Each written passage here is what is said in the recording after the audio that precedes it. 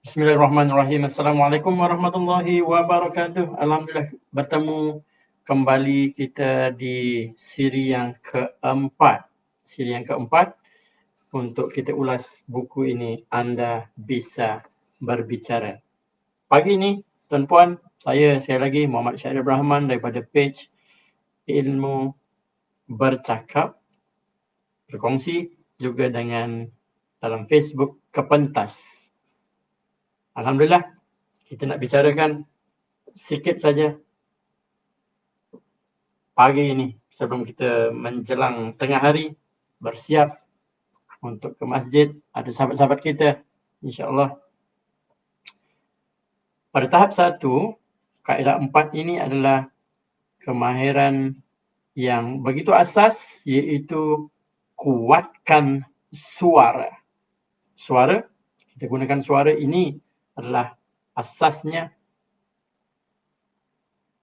bagaimana kita mampu lontarkan suara dengan jelas. Boleh? Tuan-puan, terima kasih. Ada yang dapat dengar suara saya dengan jelas? Boleh berikan komen di situ, insya-Allah. Okey, apa yang kita ingin kongsikan daripada buku ini, apa yang ditulis dalam buku ini antara lainnya adalah bernafas dari perut dan lontarkan suara anda. Bagaimana ingin lakukan? Berlatih, cari guru, dan bagaimana kita jaga pernafasan kita. Kita bernafas dan kita lontarkan suara itu keluar dari rongga mulut ini. Sebab itu latihan, antara latihan yang bagus untuk kami di Kepentas adalah, ataupun dulunya kita namakan sebagai KPP, adalah latihan language device. Yang ini Coach Borhan selalu berikan latihan kepada kami. Language device. Bagaimana kita menggunakan mulut kita, lidah kita, semuanya ni untuk kita lontarkan suara. Ini asas. Asas adalah bagaimana kita lontarkan suara. Ya. Walaupun kita menggunakan mikrofon yang ada, bagaimana kita kesesuaian menggunakan kekuatan mikrofon yang ada dan juga suara lontaran yang kita berikan, kita projek, ya, kita hantarkan, lontarkan. Okey, apa lagi yang ditulis dalam buku ini? Lebih kurang kita ambil keseluruhan poin-poin penting yang kita ingin bedah bersama ni. Katanya, saya sudah melihat sendiri berkali-kali kelebihan pemidato yang memiliki suara yang kuat. Lebih-lebih lagi apabila lebih daripada seorang pemidato diatur untuk berucap. Itu kekuatan. Sesiapa juga yang mempunyai kekuatan suara ini akan memberikan kelebihan daripada berbanding yang lain. Bagaimana beliau seterusnya mempengaruhi audien, hadirin berada di hadapan. Itu baiknya kita mempunyai suatu lontaran suara yang jelas. Ia tidak menjerit atau terlalu kuat sehingga mewujudkan ketidakselesaan. Itu juga harus diperhatikan. Ianya bukan menjerit tetapi jelas lantang suara itu yang dikeluarkan. Berucap dengan suara yang kuat juga membantu meningkatkan tahap keyakinan. Ya benar, mungkin. Cuba lontarkan.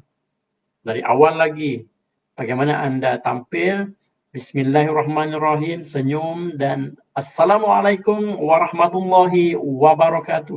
Lontarkan suara dengan jelas. Tahap keyakinan pasti saja akan meningkat. Apa lagi yang ditulis? Paksa diri untuk berucap dengan lebih kuat. Ini latihan yang kami selalu lakukan. Pastikan semua orang dapat mendengar anda dengan jelas. Itu poin yang utama. Perkara yang utama juga, jelas. Termasuk yang duduk di belakang ujung dewan sana dapat mendengarnya dengan jelas. Apa lagi? Yang penting kenapa kita perlu gunakan suara ini dengan jelas? Lebih mudah untuk berucap yang lebih kuat jika anda bernafas dengan betul. Sebab itu pernafasan harus dijaga, dilatih. Berdiri tegak, kita dah belajar, dada, kepala diangkat sedikit dan lontarkan suara dengan kuat. Selain mempunyai suara kuat, anda juga mahu mempunyai suara yang menyenangkan. Ia dipanggil sebagai resonan. Resonan. Untuk mendapatkan resonan, anda perlu ataupun harus rehatkan otot-otot tekak dan rahang. Ini mendapatkan resonan itu perkataan-perkataan. Begitu juga dengan lidah dan bibir kita ni. Apabila udara keluar dari paru-paru dengan suara yang kita lontarkan itu, anda mencecah kawasan tekak dan mulut. Ini dituliskan dalam buku ini, ia akan menghasilkan bunyi yang menyenangkan jika otot-otot anda dalam keadaan berehat. Itu secara keseluruhan pentingnya menggunakan suara dan juga kuatkan suara. Ini adalah asas kemahiran yang keempat. Tuan-puan, saya sarankan tuan-puan dapat menggunakan kemahiran ini. Lontarkan suara, latih dan terus latih. Bercakap di hadapan kamera ataupun di mana juga, gunakan kemahiran lontaran suara dengan baik. Teruskan berlatih. Anda pasti saja bisa berbicara. Anda boleh bercakap dengan baik menggunakan pelbagai platform yang ada di hadapan anda. Gunakan peluang, latih dan terus latih, berkongsi dan terus berkongsi. InsyaAllah. Assalamualaikum warahmatullahi wabarakatuh.